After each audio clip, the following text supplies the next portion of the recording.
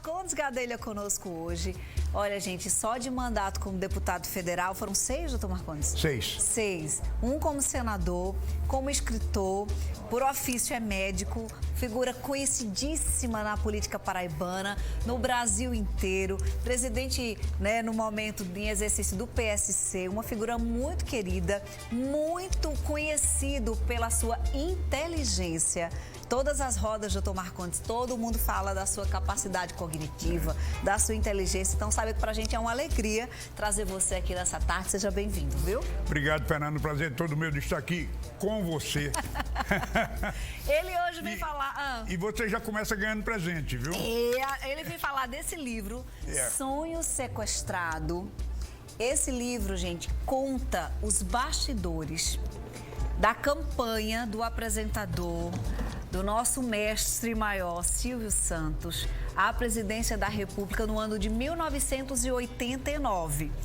Doutor Marcondes, por que Silvio não pôde ser candidato à presidência da República? O que é que você conta aqui nesse livro? Fernanda, houve uma conspiração impiedosa, implacável, movida por algumas figuras da cena política e empresarial do país para impedir o Silvio de ser votado. Ele não queria que o Silvio chegasse nem ao primeiro turno, que fosse votado, porque sabia que ele era imbatível. Essa é a razão principal porque ele foi... houve essa conspiração implacável. E esse livro é exatamente a história do enfrentamento a essa conspiração. Essa conspiração, ela foi movida, como eu disse, por 3 figuras de proa na cena política e empresarial do país. Um cacique político importante, que foi Antônio Carlos Magalhães. Sim. Tinha o apelido de Toninho Malvadeza, que não é por acaso. Roberto Marinho, que tinha um interesse direto na questão, que é o barão da imprensa, e um ministro da ditadura militar, que foi o Leitão de Abreu.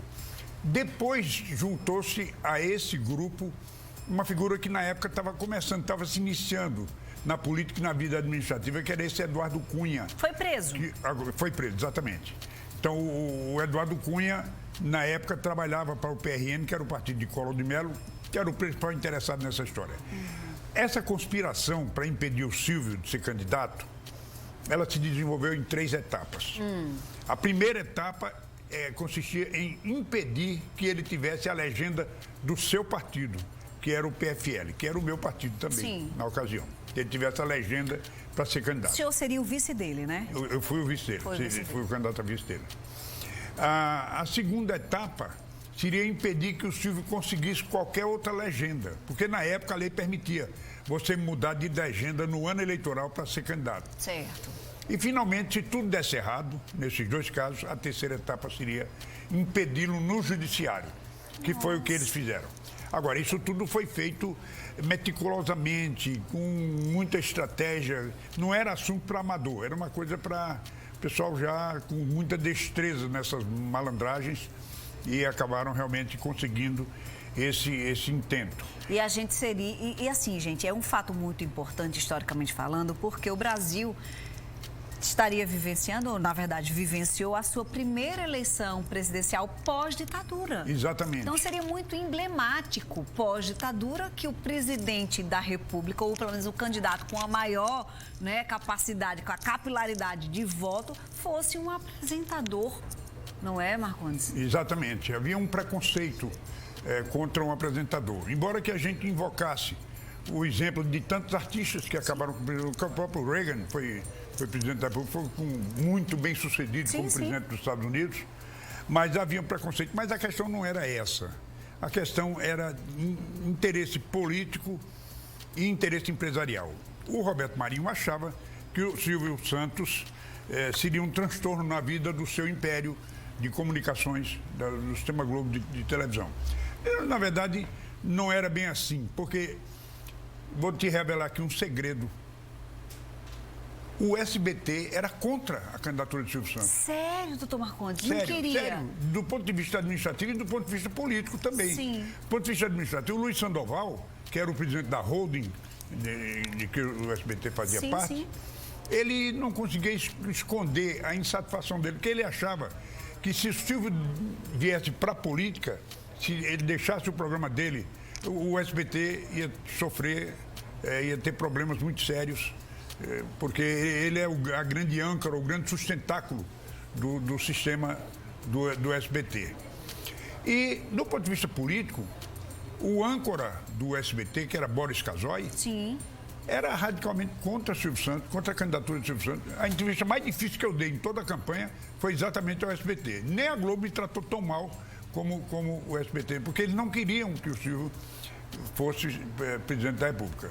O Boris, eu não sei exatamente as razões. O Sandoval eram questões de ordem administrativa. Empresarial, né? Agora, esses outros tinham todos os seus interesses. O Antônio Carlos patrocinava a candidatura do Collor de Mello, que era o líder na pesquisa. O Leitão de Abreu tinha a expectativa de que o Collor, se fosse eleito, ele conduzisse os ideais ainda da Revolução de 64, ao qual ele foi uma figura de proa. O Leitão de Abreu foi ministro-chefe da Casa Civil de Figueiredo e de Médici. Segundo Hélio Gaspari, esse Leitão de Abreu foi o chefe da Casa Civil mais poderoso de toda a história republicana. Então ele queria que houvesse uma certa continuidade do pensamento, dos ideais da Revolução de 64, através de Collor de Mello. O fato é que a campanha estava polarizada entre um populismo de direita, que era Collor, e um populismo de esquerda, que era Lula. E nós, então, entendemos que o certo era criar um populismo de centro. E aí fomos buscar Silvio Santos, que era uma bomba de napalm, assim, no arrozal da rapaziada, e, claro, imbatível. E por isso, então, eles se armaram de todos os instrumentos para impedir que ele fosse votado, não é impedir que ele chegasse. Não conseguiu nem aparecer lá, né?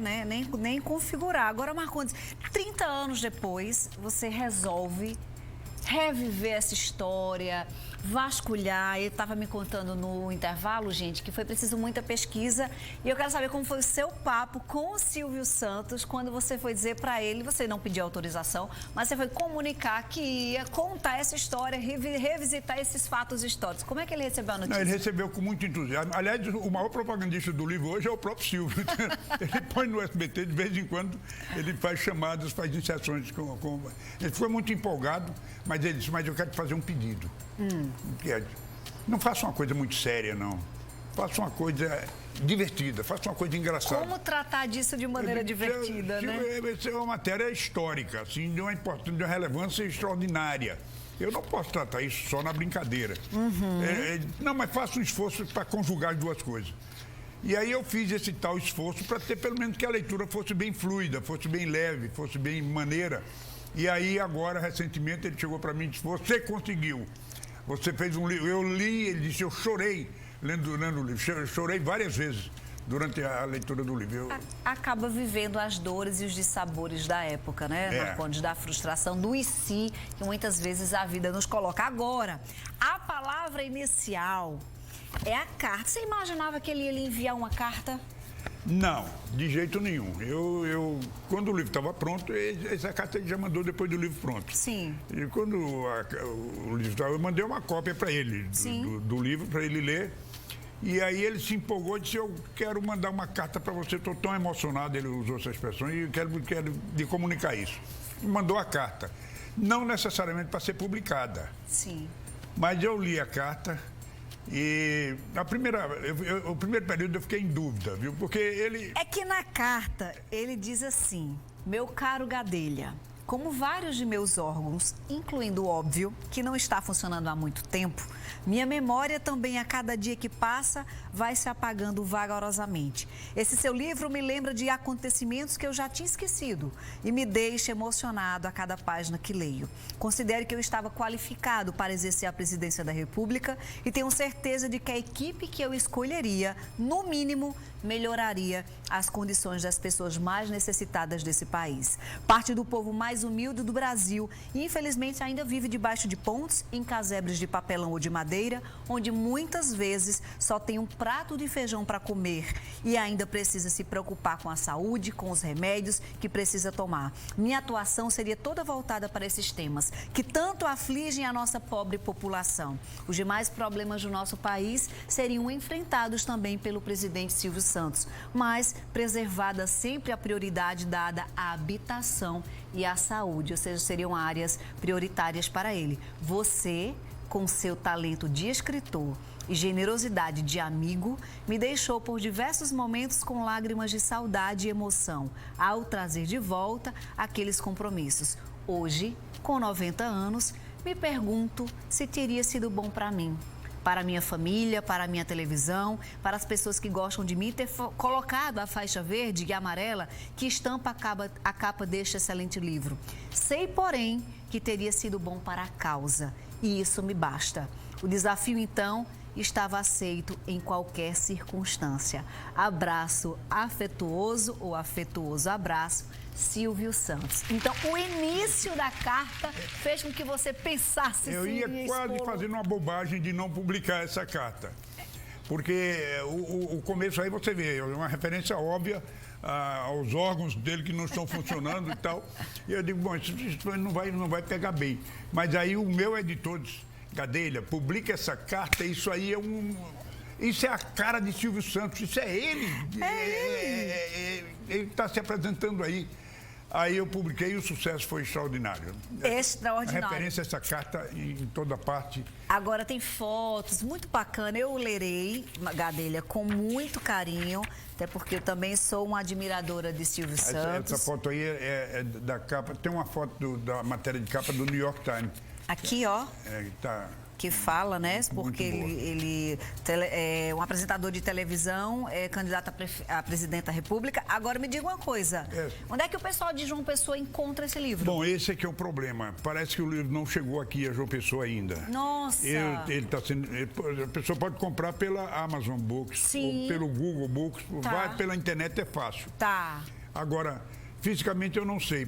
Eu sei bem que ele está em São Paulo, eu vi em Ribeirão Preto, eu vi no Rio de Janeiro, Minas, mas aqui ainda não chegou. Até já reclamei isso com o editor. Eu vou ver se esses 2 dias que eu vou passar aqui, vou conversar com o pessoal aí da Livrarias, com o Luiz. Sim, da Livraria do Luiz. Do Luiz e com a leitura, né? Lá na... Sim. E para ver se eles entram em contato com a Matrix. Essa editora é de São Paulo, uma boa editora, a Matrix.